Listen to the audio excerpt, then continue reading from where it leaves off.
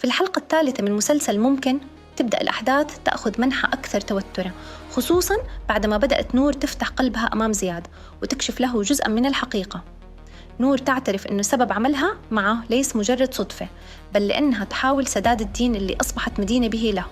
وهنا تبدأ العلاقة بينهما تأخذ شكلاً مختلفاً، علاقة فيها توتر، فضول، وربما بداية تقارب غير متوقع. لكن في الجهة الأخرى مازن لا يستسلم أبداً. بعد اختفاء نور المفاجئ يبدأ مازن رحلة بحث عنها، وغضبه يزداد حلقة بعد حلقة.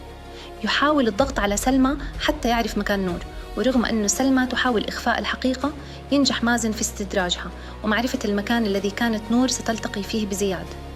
لكن المفاجأة، مازن يصل متأخراً. نور تكون قد غادرت بالفعل، وفي نفس الوقت حياة زياد الزوجية لا تبدو مستقرة أبداً.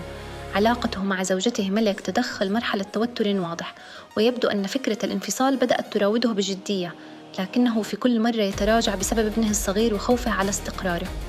وهنا تصبح الحلقة أكثر تعقيداً. نور تقترب من زياد، مازن يصر على كشف الحقيقة، وزياد عالق بين ماضيه المؤلم وزواجه المتوتر والصفقة الغريبة التي جمعته بنور. الحلقة الثالثة من مسلسل ممكن تفتح الباب أمام أسئلة كثيرة. هل سيكشف مازن مكان نور؟ هل علاقة نور وزياد ستتحول إلى شيء أكبر؟ وهل زياد سينهي زواجه من ملك؟ واضح أن الحلقات القادمة حتكون مليئة بالتشويق، خصوصاً مع تصاعد الصراع بين الشخصيات. إذا أعجبكم الفيديو ما بدكم يفوتكم ملخصات وحلقات جديدة أول بأول، لا تنسوا تدعمونا بلايك وتشتركوا بالقناة وتفعلوا الجرس، لأنه القادم أقوى بكتير.